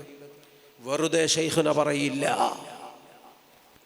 ആ മനുഷ്യൻ അവസാനം ഓർമ്മയിൽ നിന്നെടുത്തു പറഞ്ഞു, പണ്ട് ഇസ്മായിൽ കുട്ടി ഹാജിയുടെ പൂളക്കണ്ടത്തിൽ അന്നൊരു പരിപാടി നടന്നപ്പോൾ APA എറിഞ്ഞത് ഞാനാണ്. അള്ളാന്റെ ദുനിയാവിൽ ഒരു മഖ്ലൂഖിനോടും ഞാൻ ആ കഥ പറഞ്ഞിട്ടില്ല. എന്തിനു പറയണം? ആരും അറിഞ്ഞിട്ടില്ല, എന്നോട് ചോദിച്ചിട്ടുമില്ല, അത്രേ ഉണ്ടായിട്ടുള്ളൂ. അതുതന്നെ അയാൾക്ക് കൊണ്ടിട്ടുമില്ല. മുഹമ്മദ് അബൂബക്കർ സഖാഫി പറഞ്ഞു, നിങ്ങൾ എന്താ വിചാരിച്ചത്? ഉസ്താദ് ആരാണെന്നാണ് ഗ്രഹിച്ചത്? ഉസ്താദും സിയം വലിയുല്ലാഹിയും തമ്മിലുള്ള ബന്ധം എന്താന്ന് ഞങ്ങൾ മനസ്സിലാക്കിയത്. അതുകൊണ്ട് പൊരുത്തപ്പെടിക്കണം, ഞാനും പോരാം. മുഹമ്മദ് അബൂബക്കർ സഖാഫിയോടൊപ്പം പിന്നീട് നന്നായി വന്ന മനസ്സുമായി ആ സഹോദരൻ ഉസ്താദിനടുക്ക് വന്ന് മാപ്പ് പറഞ്ഞപ്പോൾ അയാൾ ഉസ്താദിനെ കെട്ടിപ്പിടിക്കുന്നു, അയാൾ കരയുന്നു. ആ മനുഷ്യനോട് ഉസ്താദ് പറഞ്ഞു, സാരല്ലല്ലോ, അള്ളാഹു എനിക്കും നിങ്ങൾക്കും പുറത്തു തരട്ടെ. വല്ലാത്തൊരു വാക്കാണ്. ആ മനുഷ്യനെ ചേർത്ത് പിടിച്ച് ഉസ്താദ് കൊള്ളാവുന്നൊരു നോട്ടെടുത്ത് കീശയിലിട്ട് കൊടുക്കുകയും ചെയ്തപ്പോൾ ആ മനുഷ്യൻ കരഞ്ഞു, ഏങ്ങലടിച്ചു കരഞ്ഞു. അദ്ദേഹം കരയുമ്പോൾ ഉസ്താദ് അവർകളും കരയുകയാണ്. മുഹമ്മദ് അബൂബക്കർ സഖാഫി മടവൂരിലെ അദ്ദേഹം ഉസ്താദിനോട് ചോദിച്ചു, ഇയാൾ കരഞ്ഞോട്ടെ, ഉസ്താദ് എന്തിനാ കരയണത്? അപ്പോൾ ഉസ്താദ് പറഞ്ഞു, ഞാനാണ് കരയേണ്ടത്. എനിക്ക് ജീവിതത്തിൽ ഏറ് കിട്ടിയിട്ടില്ല. അന്നൊരേറ് എൻ്റെ പേനയ്ക്കു കല്ല് തട്ടിത്തെറിച്ചു പോയത് എനിക്കിപ്പോഴും ഓർമ്മയുണ്ട്. ഞാൻ ആ നേരത്ത് ദുആ ചെയ്തത്, അല്ലാഹുവേ ആ എറിഞ്ഞ മനുഷ്യന് നീ ഹിദായത്ത് കൊടുക്കണേ എന്നാണ്. ഇന്നിപ്പോ ആ മനുഷ്യന് തായിബായി കരഞ്ഞ് ദുആ ചെയ്യാൻ പറഞ്ഞുകൊണ്ട് എൻ്റെ മുന്നിൽ വരുമ്പോ അല്ലാഹു എനിക്ക് എത്ര വലിയ വലിയ നിഅമത്താണ് ചെയ്തത്. പടച്ചോനെ എൻ്റെ ദുആക്ക് ഉത്തരം തന്നതല്ലേ, അതുകൊണ്ട് ഞാനല്ലേ കരയേണ്ടത്. ബഹുമാനപ്പെട്ട ഉസ്താദ് കണ്ണീർ തുടക്കുകയാണ്. സുബ്ഹാനല്ലാഹ്, ആ മനസ്സ് നോളജ് സിറ്റിയേക്കാൾ വിശാലമാണ്, അറബിക്കടലിനേക്കാൾ വിശാലമാണ് എന്ന് പറഞ്ഞത് ഒരു പ്രഭാഷകൻ നിലമ്പൂര് ഭാഗത്ത് ഖുർആൻ പ്രഭാഷകനായൊക്കെ വന്ന് പല വിഷയങ്ങളിലും പലപ്പോഴും പ്രസംഗിച്ച് ഉസ്താദിനെയൊക്കെ നിശിതമായി വിമർശിച്ച ഒരാൾ. അയാൾ പിന്നെ മുജാഹിദിനെ പറ്റി പ്രസംഗിച്ചു, പിന്നെ രാഷ്ട്രീയക്കാരെ പറ്റി പ്രസംഗിച്ചു, ഇപ്പൊ എന്തെല്ലാമോ പ്രസംഗിച്ച ഒരാൾ. ആ പേരിൽ ഒരു റഹ്മത്തും ഒക്കെ ഉള്ളത് കൊണ്ട് സുബ്ഹാനല്ലാഹ്, അദ്ദേഹവുമായി ചിലർ ബന്ധപ്പെട്ടപ്പോൾ ആ വ്യക്തി പറഞ്ഞു, ഈ നൂറ്റാണ്ടിൽ ഇത്രമാത്രം ഖൽബിന് റഹ്മത്തുള്ള ഒരാളെ ഞാൻ വേറെ കണ്ടിട്ടില്ല. ഉസ്താദ് അവർകളെ കുറിച്ച് ഞാൻ അദ്ദേഹത്തിനെതിരെ എന്തെല്ലാം പ്രസംഗിച്ചിട്ടുണ്ട്. പക്ഷെ ഞാൻ നേരിട്ട് കാണാൻ പോകാതെ, മാപ്പ് പറയാതെ ഫോണിലൂടെ അദ്ദേഹത്തോട് സലാം പറഞ്ഞപ്പോൾ അദ്ദേഹം എനിക്ക് സലാം മടക്കിയെന്ന് മാത്രല്ല, നിങ്ങൾ പറഞ്ഞതൊക്കെ ഞാൻ പൊരുത്തപ്പെട്ടു, നിങ്ങൾ ഇനി പറയാൻ പോകുന്നതും പൊരുത്തപ്പെട്ടു എന്ന് എന്നോട് പറഞ്ഞ ഘട്ടം. പക്ഷെ ഞാൻ പിന്നെയും അവിവേകം ചെയ്തു, പിന്നെയും അയാൾക്കെതിരെ രൂക്ഷമായി വിമർശിച്ചും ചീത്ത പറഞ്ഞും സുൽത്താൻ എന്ന വാക്കിനെ ശൈത്താൻ എന്ന് മാറ്റി വായിച്ചു പോലും ഞാൻ പിന്നെയും പ്രസംഗിച്ചു. പിന്നെയും ആ മനുഷ്യന് ഞാൻ ഫോൺ വിളിച്ചിട്ടേ ഉള്ളൂ, അടുത്തു ചെന്നിട്ടില്ല. എന്നിട്ട് ഫോൺ മുഖേന ബന്ധപ്പെട്ടപ്പോഴ് എന്നോട് പിന്നെയും പറഞ്ഞത്, നിങ്ങൾ പറഞ്ഞതൊക്കെ ഞാൻ പൊരുത്തപ്പെട്ടു കേട്ടോ എന്നാണെങ്കിൽ ഇത്ര ഖൽബിന് റഹ്മത്തുള്ള വേറെ ഒരാളെയും നമ്മളാരും ജീവിതത്തിൽ കണ്ടിട്ടില്ല. കിതാബുകളിൽ അങ്ങനെയുള്ള മഹത്തുക്കൾ ഉണ്ടോന്ന് നമ്മൾ അന്വേഷിക്കുകയാണ് എന്ന് ആ വ്യക്തി പറഞ്ഞെങ്കിൽ സുബ്ഹാനല്ലാഹ്, ബാപ്പു ഉസ്താദിൻ്റെ ചോദ്യം നമുക്ക് മനസ്സിലാകുന്നുണ്ടോ? നിങ്ങൾക്ക് മനസ്സിലായിട്ടുണ്ടോ അയാൾ ആരാണ് എന്ന്? അയാൾ ആരാന്നാടാ നിങ്ങളൊക്കെ വിചാരിച്ചത്? എത്ര അർത്ഥഗർഭമാണ് ആ ചോദ്യം. നമുക്ക് ആ ഗുരുവിനെ ഇനിയും വേണം. നമുക്ക് നമ്മുടെ മക്കൾക്ക് വേണ്ടി കൂടി ആ വലിയ ഗുരുവിൻ്റെ ദർസ് ഇനിയും നിലനിൽക്കണം. ആ മുഖത്ത് നോക്കി നിന്ന് നമുക്കൊരുപാട് ഈമാൻ കോരിക്കുടിക്കാൻ, ആ ദുആകൾക്ക് ആമീൻ പറയാൻ, ആ വായിൽ നിന്നും നമ്മുടെ സനദുകൾ മുത്തസ്വിലാക്കി ഇജാസത്തുകൾ വാരിക്കൂട്ടാൻ ഗാംഭീര്യമുള്ള ആ ശബ്ദം. എൻ്റെ ചെറുപ്പകാലത്ത് അവേലത്ത് തങ്ങൾ പറയാണ്, എൻ്റെ ചെറുപ്പകാലത്ത് ഞാൻ കണ്ടുവച്ച ഫുൾ ഫോം ആലങ്ങാപ്പൊയിൽ എന്നാണ്. ഇന്ന് ഞാനത് മാറ്റി പറയുന്നു. ആ എപ്പി എന്നതിന് ഫുൾ ഫോം ആദർശ പ്രസ്ഥാനം എന്നാണ്. ആ എപ്പി എന്ന രണ്ടക്ഷരത്തിൻ്റെ ഫുൾ ഫോം ആഗോള പ്രശസ്തൻ എന്നാണ്. ബഹുമാനപ്പെട്ട അവേലത്തു തങ്ങൾ പാപ്പ അള്ളാഹു ദറജകൾ ഉയർത്തിക്കൊടുക്കുമാറാകട്ടെ. അവേലത്ത് തങ്ങളെ നമ്മൾ വിലയിരുത്തണം. 25-ാം വയസ്സിൽ സ്വന്തം നാട്ടിലെ മഹല്ല് കമ്മിറ്റി പ്രസിഡൻ്റായപ്പോൾ അവേലത്ത് തങ്ങൾ കണ്ണോടിച്ചു. വിധവകൾ നിറഞ്ഞ വീടുകളുണ്ട്. അനാഥ മക്കൾ പട്ടിണി കൊണ്ട് കരയുന്ന വീടുകളുണ്ട്. അത്തരമൊരു വീട്ടിലേക്ക് കയറി ചെന്ന് ഈ അബൂബക്കർ ഈ മോനെ എനിക്ക് തരണം, ഞാൻ കൊണ്ടുപോയി ഓതാൻ പറഞ്ഞേക്കാം എന്ന് പറഞ്ഞ് ആ വീട്ടിൽ കുഞ്ഞീമ ഹജ്ജുമ്മയുടെ മുന്നിലേക്ക് ബഹുമാനപ്പെട്ട അവേലത്തു തങ്ങൾ കടന്നു വന്നൊരു ദിവസമുണ്ട്. ഈ വീട്ടിൽ മല്ലിയും മത്തിയും കിട്ടാതെ വന്നാൽ, ഉപ്പും മുളകും ഇല്ലാതെ വന്നാൽ അതെത്തിച്ചു തരാൻ ഞാൻ വിചാരിച്ചാൽ കഴിയും. ഇവനെ ഞാൻ കൊണ്ടുപോവാൻ എന്ന് പറഞ്ഞ് NP അബ്ദുൽ ഹമീദ് മുസ്ലിയാരെ ദർസ് കൊണ്ടുപോയി ചേർത്തി. പിന്നെ അവിടുന്ന് ബഹുമാനപ്പെട്ട ഉസ്താദ് ബഹറുൽ ഉലൂം ആ ദർസിലും കൊണ്ടുപോയി ചേർത്തു. ചാലിയത്ത് കുട്ടികൾ അധികമാണ്, ഭക്ഷണ വീടുകളില്ല. പക്ഷെ എൻ്റെ ഭാര്യ വീട്, അവിടെ ഭക്ഷണം ഏർപ്പാട് ചെയ്യാം എന്ന് പറഞ്ഞ് ഉസ്താദിൻ്റെ കയ്യിൽ ഈ പൊന്നുമോനെ ഏൽപ്പിച്ചത് ബഹുമാനപ്പെട്ട അവേലത്തു തങ്ങളുപ്പാപ്പ. ചാലിയത്തു നിന്ന് തലക്കടത്തൂരിലേക്ക് ഉസ്താദ് മാറിയപ്പോൾ കാന്തപുര ഉസ്താദ് പറയണ്, 3 ആഴ്ച നാട്ടു പോകാതെ ഞാൻ ദർസിൽ തന്നെ കഴിഞ്ഞുകൂടിയപ്പോ അതാ വരുന്നുണ്ട് അവേലത്ത് തങ്ങള് എന്നെ കാണാൻ. പൂനൂരിൽ നിന്ന് താമരശ്ശേരി വരെ നടന്ന്, ബസ് കയറി കോഴിക്കോട്ടിറങ്ങി, തീവണ്ടി കയറി തിരൂരിലിറങ്ങി, തലക്കടത്തൂര് വരെ നടന്നിട്ട് തങ്ങള് വരണത് ഈ ഒരു മുത്തഅല്ലിമിന്റെ വിവരം അന്വേഷിക്കാനാണ്. അന്ന് എനിക്ക് തന്നത് ഒരിക്കൽ 3/4 രൂപയാണ്, പിന്നൊരു ദിവസം തന്നത് 1 രൂപയാണ്. അന്ന് അവേലത്തു തങ്ങളൊക്കെ ഞങ്ങളെ വളർത്തിയെടുത്തത്, ഞങ്ങളെ പരിഗണിച്ചതും പരിചരിച്ചതും സ്നേഹിച്ച് ഉള്ളിൻ്റെ ഉള്ളിൽ കടലോളം ഞങ്ങൾക്കൊക്കെ സ്ഥാനം തന്നതും ബഹുമാനപ്പെട്ട അവേലത്തു തങ്ങൾ ജീവിച്ചിരിക്കുമ്പോൾ നമ്മൾ അറിയണം, മർക്കസിൻ്റെ പ്രസിഡന്റാണ്, ഉസ്താദ് സെക്രട്ടറിയാണ്. ആ 2 പേരും ഇരിക്കുന്ന സമ്പന്നമായ ആ വേദി പഴയ സഖാഫികളുടെ ഒക്കെ കണ്ണിന് മുന്നിൽ ഇപ്പോഴും ഉണ്ട്. ഒരു സത്യമാണ്, അവേലത്തു തങ്ങളെപ്പോലെ സന്തോഷമുള്ള വേറെ ആരാ ലോകത്തുള്ളത്? ഇത് ഞാൻ പഠിപ്പിച്ചൊരു മുതഅല്ലിമാണ്. ഈ മുതഅല്ലിമ് ഉസ്താദായി, മുദർരിസായി, മുസന്നിഫായി, സംവാദകനായി, ഗ്രന്ഥകാരനായി, സംഘാടകനായി ക്രൗഡ് പുള്ളർ, വലിയ ജനക്കൂട്ടങ്ങളെ ആകർഷിക്കുകയാണ്.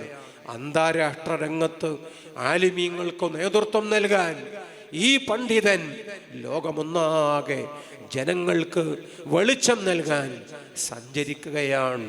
അവേലത്തു തങ്ങൾ അനുഭവിച്ചൊരാനന്ദം അതിന് പകരം നിൽക്കാൻ ആർക്കെങ്കിലും സാധിക്കുമോ? നമ്മൾ യതീമുകളെ വളർത്തണം, നമ്മൾ മുതഅല്ലിമീങ്ങളെ പ്രോത്സാഹിപ്പിക്കണം, നമ്മൾ പരസ്പരം ഇൽമിൻ്റെ അഹ്ലുകാർ ആ ബഹുമാനവും സ്നേഹവും ഉസ്താദിൽ നിന്നും പഠിച്ച ആ നല്ല ഗുണങ്ങളൊക്കെ നിലനിർത്തണം. അല്ലാഹു ഈ സദസ്സ് അത്തരം ചില പ്രതിജ്ഞകൾക്ക് കൂടി നമുക്കിവിടെ അല്ലാഹു കാരണമാക്കി തരുമാറാകട്ടെ. അതുകൊണ്ടുള്ള വിജയവും നൽകട്ടെ. ഉസ്താദ് അവർകളുടെ ഉപ്പ പാവം മദ്രസയിൽ കുട്ടികൾക്ക് ഖുർആൻ പഠിപ്പിച്ചു കൊടുക്കുന്ന മൊല്ല അഹമ്മദ് എന്ന് പറയുന്ന അന്നത്തെ ആ വ്യക്തി ഹജ്ജിന് പോകാൻ തീരുമാനിച്ചു. ഭാര്യയെയും കൂട്ടി പോവാണ്. ജന്മിയുടെ സ്വത്തില് ഓരം പറ്റിക്കൂടുന്ന പാവമൊരു കുടിയാന്. ഹജ്ജിന് പോകാൻ ഭൂമി വിൽക്കുക മാത്രമേ മാർഗമുള്ളൂ. വീട്ടിൽ ഊണിന് വന്ന മുതഅല്ലിം മാസത്തിലൊരിക്കൽ വരുന്ന മുഅല്ലിമാണ്. ആ മുഅല്ലിമിനോട് പറഞ്ഞു, ഞങ്ങൾ ഹജ്ജിന് കൊടുത്തിട്ടുണ്ട്, അല്ലോ നിങ്ങൾക്കതെങ്ങനെ സാധിക്കും? ഞങ്ങൾ ആ പറമ്പ് വിറ്റിട്ട് പോവാണ് എന്ന് പറഞ്ഞപ്പോൾ കുഴച്ച് വായിലേക്ക് ഇട്ടുകൊണ്ടിരിക്കുന്ന ചോറിൻ്റെ ഉരുള ആ ഉസ്താദിൻ്റെ കയ്യിൽ നിന്ന് വീഴാണ്. അയാളെ കണ്ണിൽ നിന്ന് ഇങ്ങനെ വെള്ളം ചാടുകയാണ്. ഞാനൊക്കെ ഹജ്ജിന് പോകുമോ? എനിക്ക് മക്കയിലെത്താൻ കഴിയുമോ? കഴിയില്ല. അതുകൊണ്ട് നിങ്ങൾ ദ്വാരക്കണം. എന്നാ മനുഷ്യൻ ഉരുട്ടി ആഹരിച്ചു കൊണ്ടിരിക്കുന്നതിനിടയിൽ കണ്ണീരോടെ പറഞ്ഞപ്പോൾ അഹമ്മദ് കുട്ടി മൊല്ല അന്ന് പറഞ്ഞു, കുറച്ച് പൈസ ബാക്കിയുണ്ട്, നിങ്ങളും കൂടി പോരി, നമുക്ക് 3 പേർക്കും ഹജ്ജ് നിർവഹിക്കാം. പാരമ്പര്യത്തിൻ്റെ ആ ഗുണം നമ്മളറിയാം. ഇൽമിൻ്റെ അഹ്ലുകാരോട് കാണിച്ച ബഹുമാനം, അതിൻ്റെ റിസൾട്ട് നമ്മൾ വിലയിരുത്തുക. അള്ളാഹുവിൻ്റെ പരിശുദ്ധ ഭവനത്തിൽ ഹജ്ജിന് പോകുമ്പോൾ അതുകൊണ്ടുണ്ടാകുന്ന റിസൾട്ട് ദൂരവ്യാപകമായി, ഒന്നിന് 10,000 അള്ളാഹു തിരിച്ചു നൽകുന്നത് നമ്മളിവിടെ ചേർത്ത് വായിക്കുക. ആ ഉപ്പയും ഉമ്മയും അന്ന് ആ ഉസ്താദിനെ കൂടി ഹജ്ജിന് കൊണ്ടുപോയപ്പോ അവർക്ക് കിട്ടിയ പ്രാർത്ഥനകൾ ഇന്ന് നമ്മൾ അള്ളാഹുവിൻ്റെ കഅബാലയത്തിന് ചുറ്റും നമ്മൾ തവാഫ് ചെയ്യുമ്പോൾ നമുക്ക് കാണാം.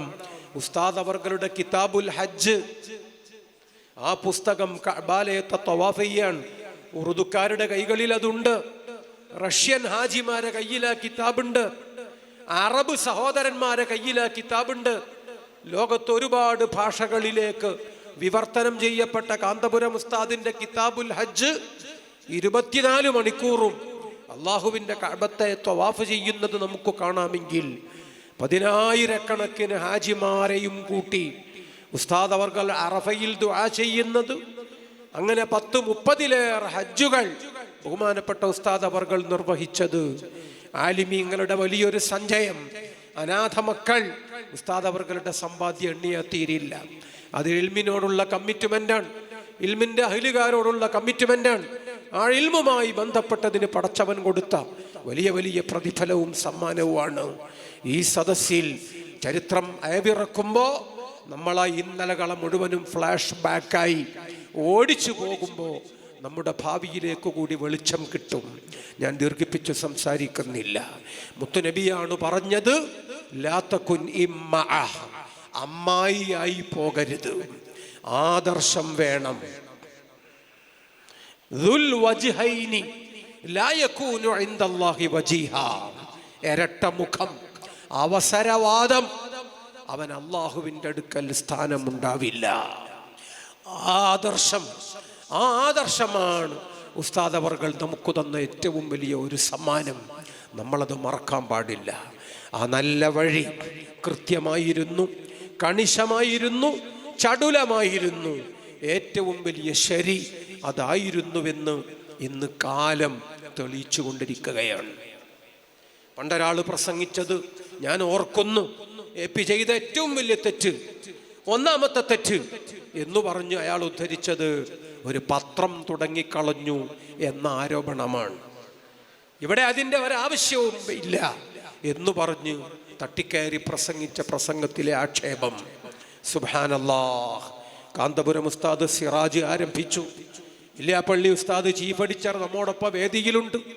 അള്ളാഹു നമുക്ക് ഇനിയും ഒരുപാട് നല്ല കാര്യങ്ങൾ കാണാനും ബന്ധപ്പെടാനും പങ്കുപറ്റാനും തൗഫീഖ് ചെയ്യുമാറാകട്ടെ. ഉസ്താദ് അവർകൾ പത്രം തുടങ്ങിയത് ആക്ഷേപമായി ഒരു കൂട്ടർ അവതരിപ്പിച്ചു. അവര് 35 കൊല്ലം കഴിഞ്ഞു അവർക്ക് നേരം വെളുക്കാൻ. അപ്പോഴാണ് അവരും പത്രം തുടങ്ങിയത്. അങ്ങനെയാണ്. അതാണ് ഉസ്താദും മറ്റുള്ളവരും തമ്മിലുള്ള വ്യത്യാസം. മറ്റുള്ളവർ മനസ്സിൽ കാണുന്നതിന് മുമ്പ് അത് മരത്തിൽ കണ്ട് ആ വിഷയങ്ങളിലൊക്കെ പരിഹാരവും നടപടികളും ആവശ്യമായ സത്വര സംരംഭങ്ങളും അതൊക്കെ ഉസ്താദ് നേരത്തെ ചെയ്തിച്ചുണ്ടാകുമെന്ന സാരം. ഉസ്താദിനെതിരെ ചീത്ത പറയാൻ വേണ്ടി മാത്രം ആരംഭിച്ച പത്രം, ആ പത്രത്തിൽ ചീഫ് എഡിറ്ററും പബ്ലിഷറും ഒരാള്, അയാൾ കഴിഞ്ഞ ഒരു മാസം മുമ്പ് പരസ്യമായി പത്രസമ്മേളനം വിളിച്ചുകൊണ്ട് പറഞ്ഞു, ഞാൻ ചീഫ് എഡിറ്ററായ പത്രം, ഞാൻ പബ്ലിഷറായ പത്രം. ആ പത്രത്തിൻ്റെ ഉള്ളിലുള്ളവരൊക്കെ മതവിരുദ്ധരാണ്, തമ്മാടികളാണ്, അവരൊക്കെ ദീനിൻ്റെ എതിരാളികളും സാമൂഹ്യദ്രോഹികളുമാണ്. സുബ്ഹാനല്ലാഹ്. ഒരാൾ ഇത്ര തരം താഴാൻ പാടുണ്ടോ? ഞാനാണ് പബ്ലിഷർ, ഞാനാണ് ചീഫ് എഡിറ്റർ എന്നു പറഞ്ഞ ഒരാള് 10 വർഷം പിന്നിട്ട സ്വന്തം പത്രത്തെ പറ്റി പറയുന്നത് എൻ്റെ പത്രത്തിലെ ഡെസ്കിലുള്ളവരും എഡിറ്റിംഗ് ബോർഡിലുള്ളവരൊക്കെ ഇങ്ങനത്തെ ആളുകളാണ്. പരസ്യമായി പറഞ്ഞപ്പോൾ 40 കാരണവന്മാർ കൂടി അയാൾക്ക് ഷോക്കോസ് നോട്ടീസ് കൊടുത്തു. ആ ഷോക്കോസ് നോട്ടീസിന് കൂടിയാലോചനാ യോഗം മുഷാവറയിൽ അയാൾ വന്ന് മറുപടി പറഞ്ഞപ്പോൾ ബാക്കിയുള്ളവരൊക്കെ അംഗീകരിക്കുകയും ചെയ്തു. ഇപ്പം എന്ത് മനസ്സിലായി? അയാൾ പറഞ്ഞത് ശരിയാണ്.